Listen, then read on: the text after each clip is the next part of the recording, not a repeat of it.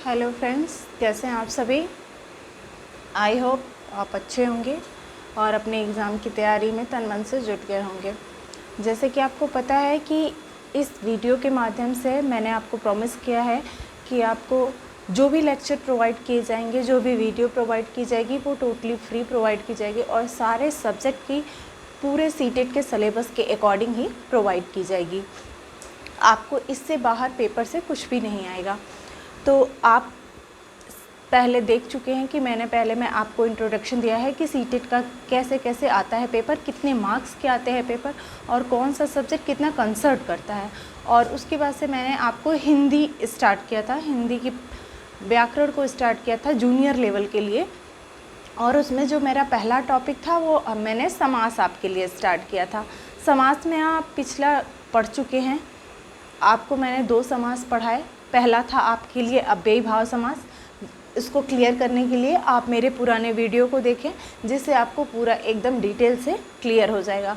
अव्ययी भाव समास को मैंने आपको बताया, उसके बाद मैंने आपको कर्म तत्पुरुष समास को बताया और आज मैं आपको कर्मधारय समास, द्वंद्व समास, द्विगु समास और उसके बाद से आपको बताऊंगी मैं बहुव्रीहि समास। ठीक है, तो आपको पता है अव्ययी भाव समास में मैंने आपको पहले क्या बताया था।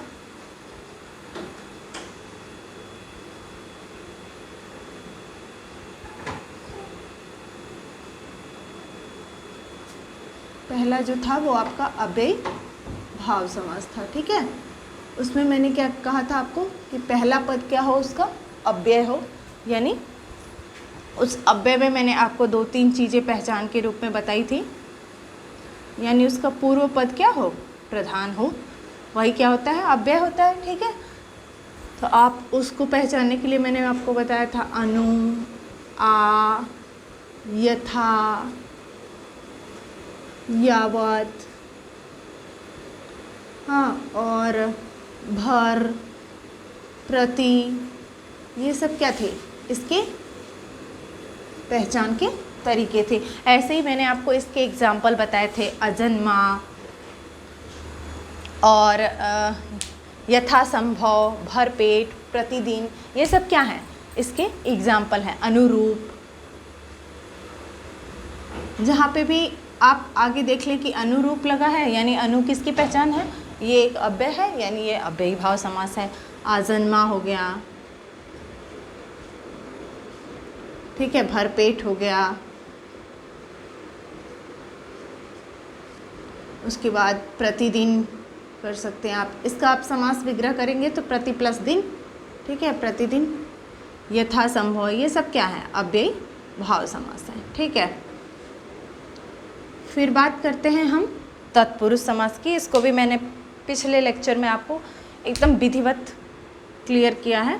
आप मेरा पिछला लेक्चर देखें, आपको एकदम कंफर्म हो जाएगा। 2-3 नंबर के जो भी समास से एग्जाम्पल आते हैं, वो आपके पैराग्राफ जो गद्यांश और पद्यांश दिए जाते हैं उन्हीं के बीच में से ही उठा करके पूछ लेता है। कोई भी शब्द उठा करके पूछ लेता है कि अनुरूप में ही कौन सा समास है। ठीक है, 4 ऑप्शन दे दिए जाएंगे आपको।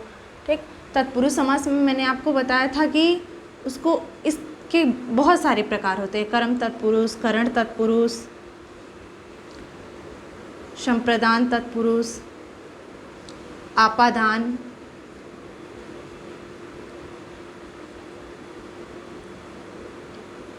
संबंध तत्पुरुष, अधिकरण तत्पुरुष। ठीक है,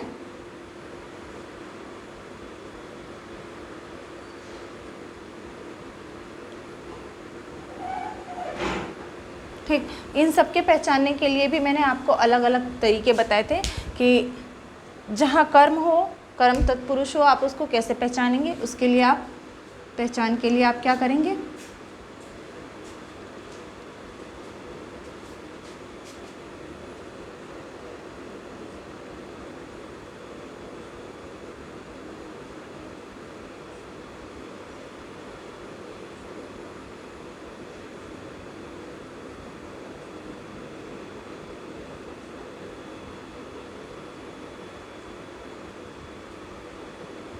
ये सिर्फ मैं आपका रिवीजन करा रही थी ताकि आपको रिवाइज हो जाए कि पिछली हमने जो जो चीज़ें पढ़ी हैं, ठीक है, उसको हम पहचानेंगे कैसे। कर्म को आप कोई भी एग्जाम्पल लेंगे तो कर्म को, यानी को आए शब्द, यानी आप कोई सा भी एग्जाम्पल लेते हैं, जैसे हमने पिछले आपको उसमें लिया था जेब कतरा, ठीक है, यानी इसका जब हम समास विग्रह करते हैं तो क्या हो जाएगा, जेब को कतरने वाला या पॉकेट को मारने वाला, पॉकेट मार।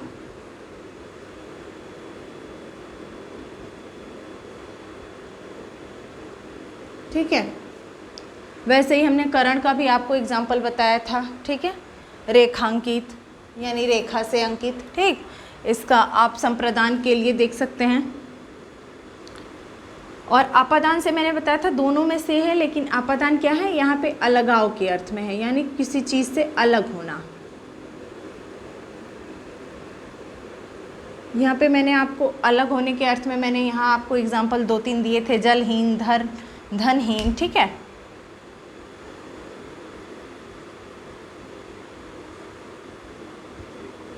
धनहीन यानी धन से अलग होना, यानी धन से हीन होना व्यक्ति का, जलहीन यानी मछली का जल से अलग होना, ठीक है।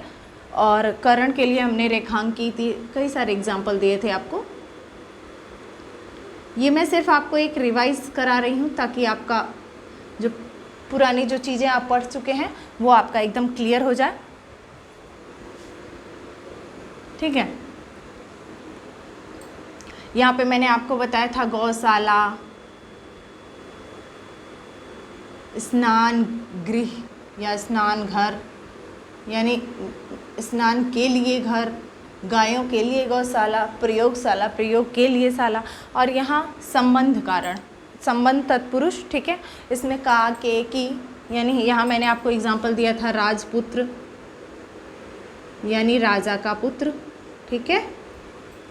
और देश रक्षा यानी देश की रक्षा, ठीक है। आप इसका समास विग्रह करेंगे तो यही होगा ना, राजा का पुत्र, और यहाँ क्या हो जाएगा, देश की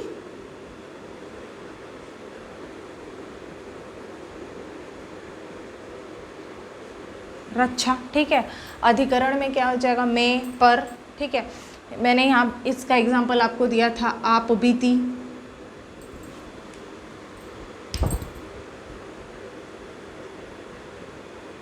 यानी आप पर बीती, ठीक। और दूसरा आपको एग्जाम्पल मैंने दिया था गृह प्रवेश। आप कोई सा भी एग्जाम्पल आसानी से इस पहचान के द्वारा पहचान सकते हैं कि उस पैराग्राफ में जो भी शब्द दिए गए हैं आपको उसमें कौन सा समास है। ये सिर्फ सीटेट के लिए ही नहीं, बाकी आपके हर कॉम्पिटिटिव एग्ज़ाम जिसमें हिंदी आता है उसके लिए भी बहुत कारगर होगा।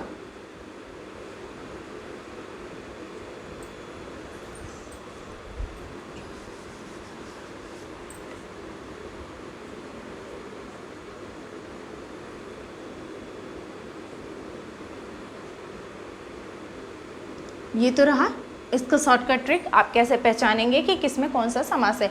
जिसको भी इसका स्क्रीनशॉट लेना हो आप आराम से इसका स्क्रीनशॉट ले सकते हैं ताकि हम अगले समास को पढ़ाएं। अगला जो समास है हमारा वो क्या होगा, कर्मधारय समास, ठीक है। कर्मधारय समास को आप कैसे पहचानेंगे, उसकी क्या पहचान है हमारा। आपने देखा कि अव्ययी भाव समास में उसका पहला पद प्रधान होता है, ठीक। तो कर्मधारय समास में क्या होगा भाई, कर्मधारय समास में हमारा उत्तर पद प्रधान होगा, ठीक है। अब उत्तर पद क्या है आइए जानते हैं।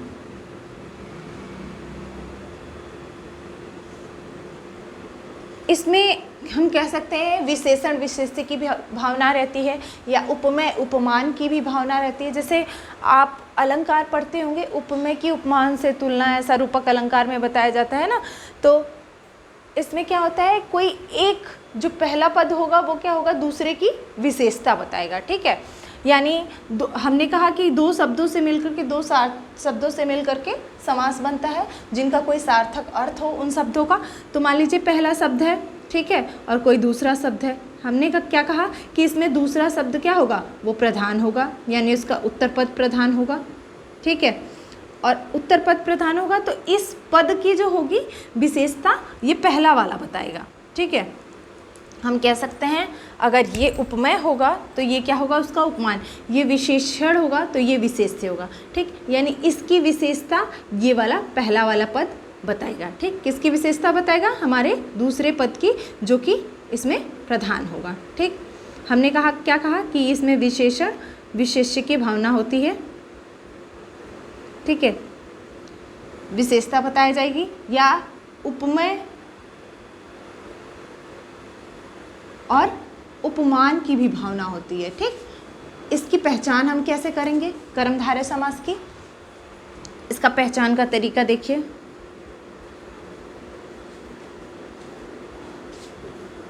इसमें जो भी समास दिए जाएंगे उसमें है जो के समान लगा के आप चेक कर सकते हैं। मैं अभी आपको एग्जाम्पल से क्लियर कर दूंगी। ये देखिए, है जो, और दूसरा इसका पहचान कैसे कर सकते हैं, के समान। अब एग्जाम्पल देखिए,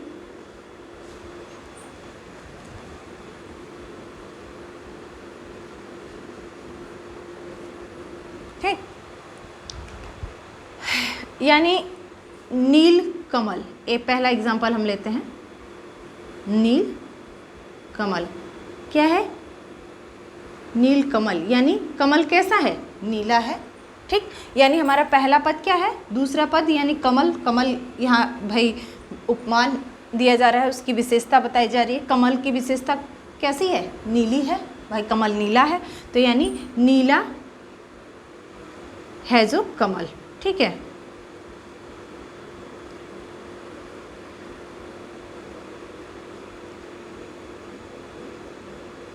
फिर मृग नयन, नयन कैसे हैं भाई, मृग के समान है, हिरण के समान है। ठीक है, तो नयन की विशेषता बताई जा रही है, किससे तुलना की जा रही है, हिरण से, मृग से तुलना की जा रही है ना, तो यानी मृग नयन, मृग के समान नयन। यहाँ क्या आ रहा है, के समान। ठीक है, तो यहाँ पे भी क्या हो जाएगा आपका कर्मधारय समास। ठीक है, और भी आप एग्जाम्पल ले सकते हैं, चंद्रमुख,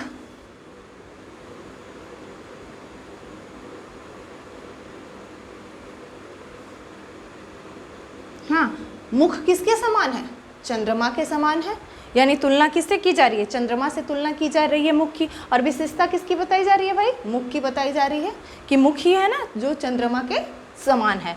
ठीक, तो चंद्रमा के समान मुख या चंद्र के समान मुख। तो यहाँ क्या आ रहा है पहचान, के समान। ठीक है, विशेषता बताई जा रही है चंद्रमा के समान मुख। आप दूसरा एग्जाम्पल और ले सकते हैं, चरण कमल, कमल,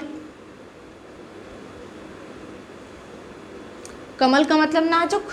ठीक है, तो चरण कैसे हैं, कमल के समान, कमल के समान चरण।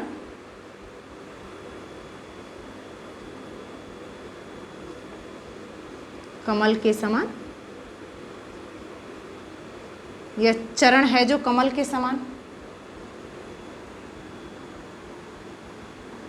यहाँ क्या है आपका कर्मधारय समास। आपने देखा कि मैं 3-4 एग्जाम्पल ली जहाँ पे आप आसानी से पहचान सकते हैं। नील कमल, नीला है जो कमल।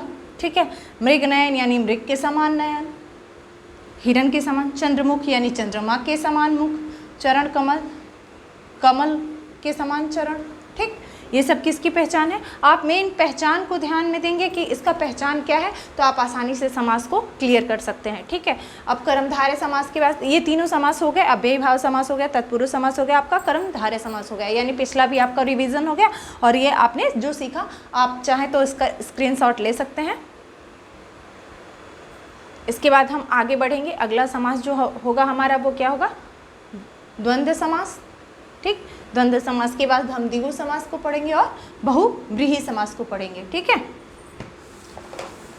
मैं इसको इरेज कर रही हूँ। और अगला जो हमारा समास है वो है द्वंद्व समास। द्वंद्व समास को पहले पढ़ते हैं, फिर उसके बाद दिगों को पढ़ेंगे। द्वंद्व समास को पहचानने के बहुत आसान तरीके हैं। उसमें क्या होता है कि दो पद होते हैं भाई, दोनों प्रधान होता है, ठीक। अभी तक आपने देखा कि अव्ययी भाव समास में पहला पद प्रधान था, और जो कर्मधारय समास था उसमें उसका उत्तर पद प्रधान था, ठीक। लेकिन जो द्वंद्व समास होता है उसमें उसके दोनों ही पद क्या होते हैं, प्रधान होते हैं, और उन दोनों के बीच में सबसे बड़ी पहचान उसकी वही होती है, दोनों के बीच में क्या होता है, योजक चिन्ह होता है। योजक चिन्ह अब क्या होता है, आइए बताते हैं हम आपको कि योजक चिन्ह का मतलब आपने देखा होगा कि दो चीज़ों के बीच में ऐसे डैश कर दिया जाता है, ठीक है, उसी को हम हिंदी में क्या कहते हैं, योजक चिन्ह कहते हैं। हम एकदम आपको जीरो लेवल से बता रहे हैं ताकि आपको कहीं पे भी कोई कन्फ्यूज़न हो। अगर आपको कन्फ्यूज़न हो तो आप हमें कमेंट में लिख सकते हैं, फिर से मैं वो उसको अगले टॉपिक में आपको एकदम क्लियर कर दूंगी। हम पढ़ेंगे कर्मधारय समास के बाद से द्वंद्व समास भाई।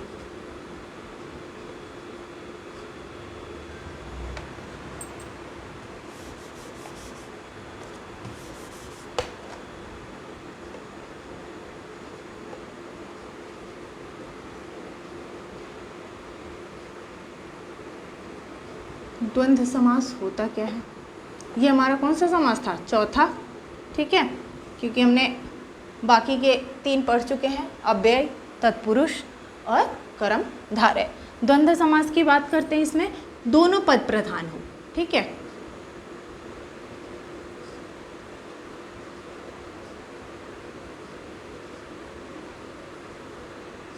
दोनों पद प्रधान हो और बीच में योजक चिन्ह का प्रयोग हो।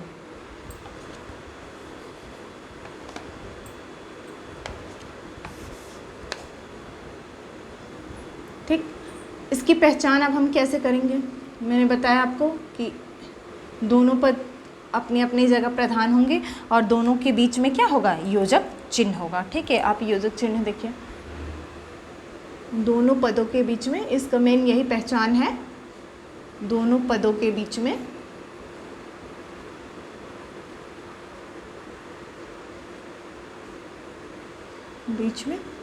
योजक चिन्ह।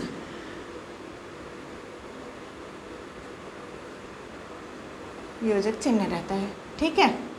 इसको पहचानने का बहुत सिंपल तरीका है, और ये योजक चिन्ह होते कैसे हैं, एक सेकेंड, ऐसे, ठीक। मैं आपको एक तरीका दे रही हूँ, बस इसका एग्जाम्पल देखिए। एग्जाम्पल से आपको हर समास बहुत अच्छे से क्लियर हो जाएगा। उदाहरण के लिए, माता पिता, ठीक है, पाप पुण्य, लाभ हानि, कुछ भी हो सकता है इसका एग्जाम्पल। जहां आप ऐसा योजक चिन्ह देखें समझ जाएं कि वहां पे द्वंद्व समास होगा, ठीक है। तो जब हम इसका समास विग्रह करेंगे तो लिखेंगे क्या भाई, माता और पिता, माता और पिता, यही तो हुआ इसका समास विग्रह। क्योंकि कभी कभी दे देता है आपको 4 ऑप्शन दे देगा कि माता और पिता का समास विग्रह करने पर आएगा, यानी माता और पिता का समास विग्रह है, ठीक। 4 ऑप्शन दे देंगे, माता व पिता, माता फिर उसके बाद से पिता डायरेक्ट लिख देंगे, या फिर माता और पिता, या इनमें से कोई नहीं। 4 ऑप्शन आपको दे दिए जाएंगे, ठीक है। तो अगर आपका क्लियर रहेगा तो आप आसानी से पहचान सकते हैं, पाप और पुण्य, लाभ और हानि, ठीक है।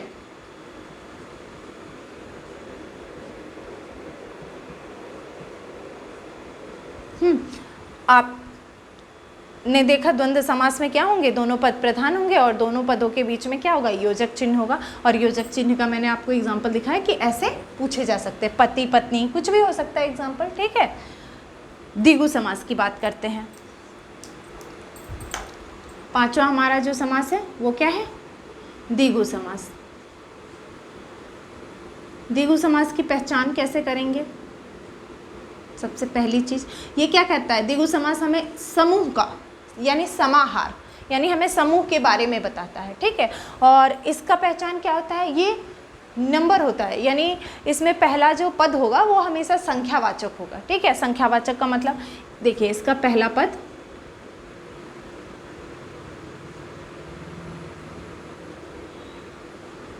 एक सेकेंड, ये हमें समूह का ज्ञान कराता है, ठीक है, किसी ग्रुप का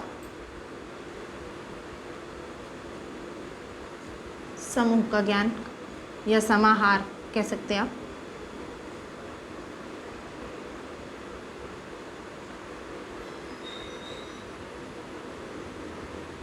इसकी पहचान कैसे करेंगे? पहचान का तरीका देखिए,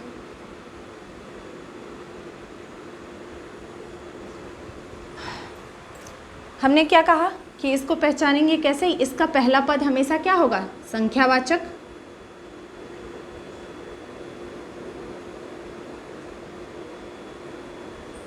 इसका पहला पद हमेशा संख्यावाचक रहेगा।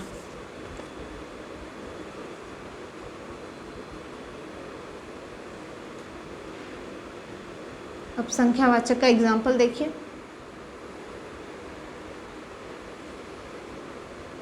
संख्यावाचक रहेगा, ठीक। उदाहरण से आपको हर समास एकदम अच्छे से क्लियर हो जाएगा, कहीं पे आपको कोई कन्फ्यूज़न नहीं रहेगा, ठीक है। आप मेरा, अगर आपको कहीं कन्फ्यूज़न होता है तो आप मेरा पहला वाला वीडियो देखिए, उससे आपको अव्ययीभाव समास एकदम अच्छे से और तत्पुरुष समास एकदम बिल्कुल एकदम क्लियर हो जाएगा, ठीक। उदाहरण के लिए हम देखते हैं सप्ताह। सप्ताह में भाई कितने दिन होते हैं? 7 दिन, यानी 7 दिनों का समूह, ठीक है। हम इसका समास विग्रह करेंगे तो यही होगा ना, 7 दिनों का समूह। सप्ताह के बाद आप ले सकते हैं सप्तऋषि,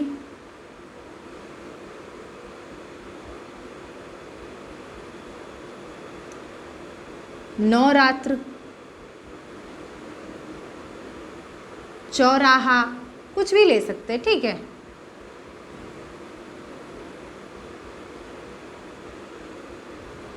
तिरंगा, त्रिकोण, इसके बहुत सारे एग्जाम्पल। यानी पहला हमारा क्या बता रहा है, नंबर को बता रहा है, यानी संख्या को बता रहा है, संख्या को दर्शा रहा है। आप देखिए सप्ताह, यानी इसका जब हम समास विग्रह करेंगे तो हम यही लिखेंगे 7 दिनों का समूह, ठीक। 7 दिनों का समूह है ना। उसके बाद से जब हम आगे देखेंगे सप्तऋषि, यानी 7 ऋषियों का समूह,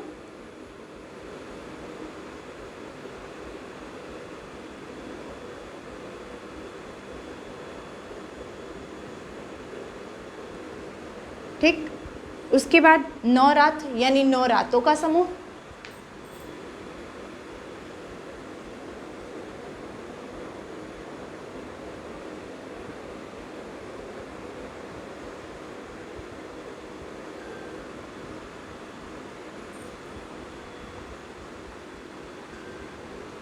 ठीक।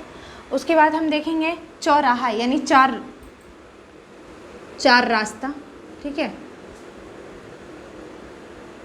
4 रास्तों का समूह कर सकते हैं आप।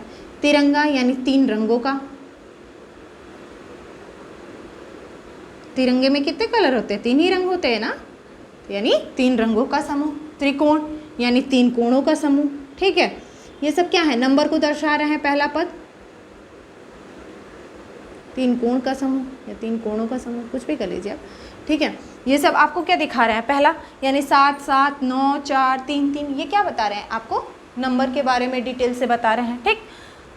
जो हमारा आखिरी समास है वो क्या है, बहुब्रीहि समास, ठीक है। बहुब्रीहि समास क्या कहता है कि इसमें दोनों पद प्रधान नहीं होते हैं, ठीक है। यानी दोनों पद मिल करके क्या बताते हैं, किसी तीसरे की विशेषता को बताते हैं, किसी तीसरे की गुण को बखान करते हैं, ठीक है। यानी लास्ट जो हमारा 6वां जो समास है वो क्या है, बहुब्रीहि समास।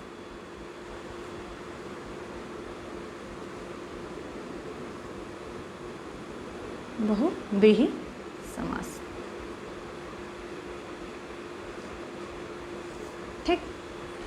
अब हम बहुब्रीहि समास की बात करते हैं।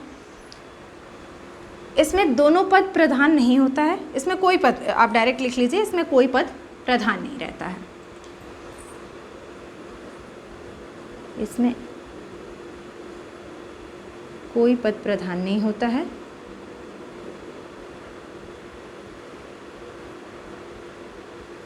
इसमें कोई पद प्रधान नहीं रहता है।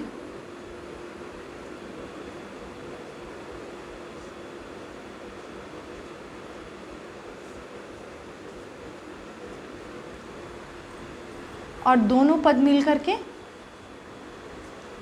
किसी तीसरे की विशेषता बताते हैं। इसका पहचान देखिए,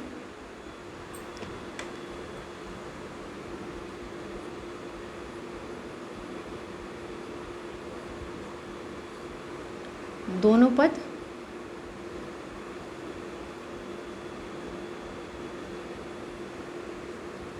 किसी तीसरे की ओर संकेत करते हैं। अभी आपको एग्जाम्पल से एकदम क्लियर हो जाएगा। किसी तीसरे की ओर संकेत करें, यानी किसी तीसरे पद की विशेषता बताएं। ठीक है, जबकि वो दिखेगा नहीं आपको एग्जाम्पल में, लेकिन फिर भी होगा। ठीक है, किसी तीसरे की ओर संकेत करें, यह इसकी पहचान है। अब इसको हम एग्जाम्पल से समझेंगे। जैसे लंबोदर, आप बताइए किसका उदर लंबा होता है? जैसे गणेश जी। ठीक है, गजानन यानी गज के जिस हैं, आनंद जिसके यानी गणेश। ठीक है, त्रिलोचन, 3 है नयन जिसके, अर्थात भगवान शिव। ठीक, किसी न किसी की विशेषता बताई जा रही है। ठीक, इसके 2 मेन एग्जाम्पल है जो हर साल पेपर में कभी ना कभी रिपीट किए जाते हैं। ठीक है, आप देखेंगे चौलड़ी और एक पंकज, इसके 2 बहुत स्पेशल एग्जाम्पल है। वो आपको कहीं ना कहीं हर बार एग्जाम में आपको देखने को मिल जाएगा। चौलड़ी, ऐसा लोग समझते हैं कि यानी 4 लड़ियों का समूह। ठीक है, तो बहुत सारे लोग उसमें क्या करते हैं, द्विगु समास लगा के चले आते हैं, लेकिन वहाँ नहीं, वहाँ आपको कंफ्यूज नहीं होना है। चौलड़ी यानी 4 लड़ियाँ किसमें होती हैं? माले में होती हैं। ठीक, तो वहाँ किसकी पहचान बताई जा रही है? मतलब भाई किसको इंडिकेट किया जा रहा है? माले की ओर इंडिकेट किया जा रहा है, यानी 4 लड़ियों का समूह नहीं बताया जा रहा है, आपको बताया जा रहा है 4 लड़ियाँ जिसमें, ठीक, अर्थात माला। तो वहाँ क्या हो जाएगा आपका? बहुब्रीहि। वहाँ आप भूल के भी द्विगु समास नहीं लगाएंगे। ठीक, आपको एग्जाम्पल मैं बताती हूँ। ये बहुब्रीहि और द्विगु में बहुत लोग कंफ्यूज हो जाते हैं। 2-3 ऐसे एग्जाम्पल हैं जो कंफ्यूज कर ही देते हैं, लेकिन आपको कंफ्यूज नहीं होना है, इसीलिए मैं इस एग्जाम्पल पे ज़्यादा फोकस कर रही हूँ, जो एग्जाम्पल पूछे जाते हैं और जिसमें लोग कंफ्यूज होते हैं। ठीक, उदाहरण के रूप में आप देखिए, लंबोदर मैंने आपको बताया, लंबोदर, त्रिलोचन,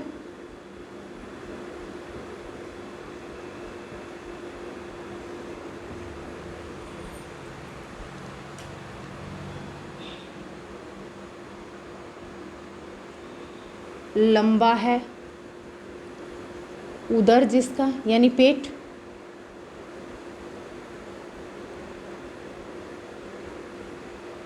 अर्थात गणेश,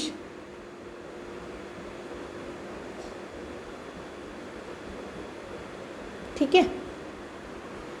त्रिलोचन, 3 है नयन जिसके, लोचन मतलब नयन, नयन का पर्यायवाची होता है ना।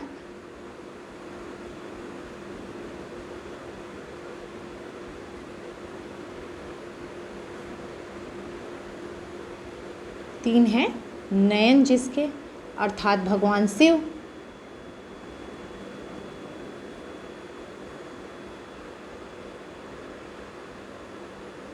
ठीक, ऐसे ही दशानन, 10 है आनंद जिसके, यानी 10 मुख हैं जिसके। ठीक है, आप सबको पता है किसके 10 मुख होते हैं भाई? हम जो कन्फ्यूज़न की बात कर रहे हैं वो इसी 2 मेन उदाहरण में होती है लोगों को, एक पंकज और दूसरा चौलड़ी। इस एग्जाम्पल को आप ध्यान से देखे रहिएगा। ठीक है, चौलड़ी, ठीक है, 4 लड़ियाँ हैं जिसमें,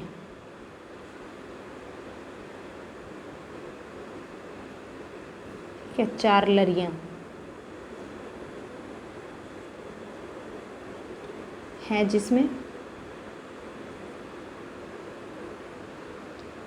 यानी माला। ठीक। और पंकज का जब हम समास विग्रह करेंगे तो वो क्या हो जाएगा? पंख में पैदा होने वाला, पंख में पैदा होने वाला अर्थात कमल।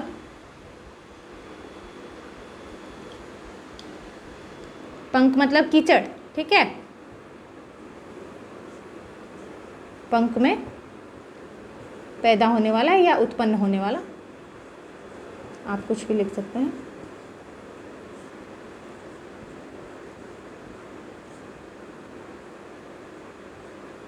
पैदा होने वाला अर्थात कमल। पंकज किसका पर्यायवाची है? कमल का ही ना।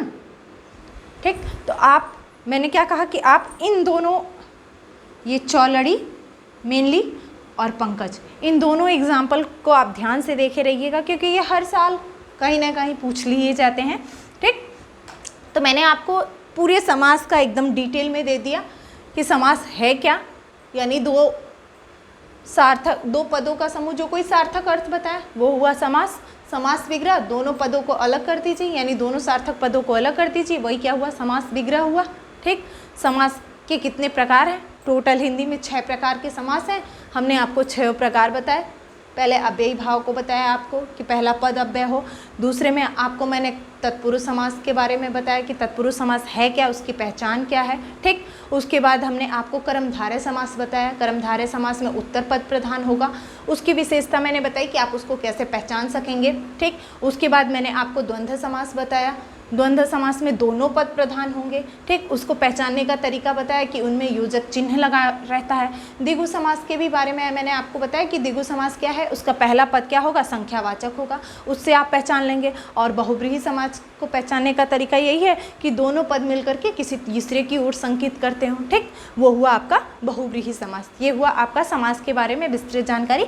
और आप इसका स्क्रीनशॉट लेना चाहें तो ले लें। मैंने बार बार कह रही हूँ कि आप पंकज और चौलड़ी इन दोनों को ध्यान से देखे रहिएगा, क्योंकि चौलड़ी में लोग समझते हैं कि 4 लड़ियों का समूह यानी द्विगु समास समूह में चले जाते हैं, जबकि नहीं, ये माले की ओर संकेत करता है। 4 लड़ियाँ हैं जिसमें, अर्थात माला, तो यहाँ पे बहुव्रीहि समास होता है। ठीक। ये कन्फ्यूजिंग है। Thank you for watching. अगर आपको वीडियो अच्छी लगी हो तो मेरे वीडियो को लाइक करें और मेरे चैनल को सब्सक्राइब करें। Thank you.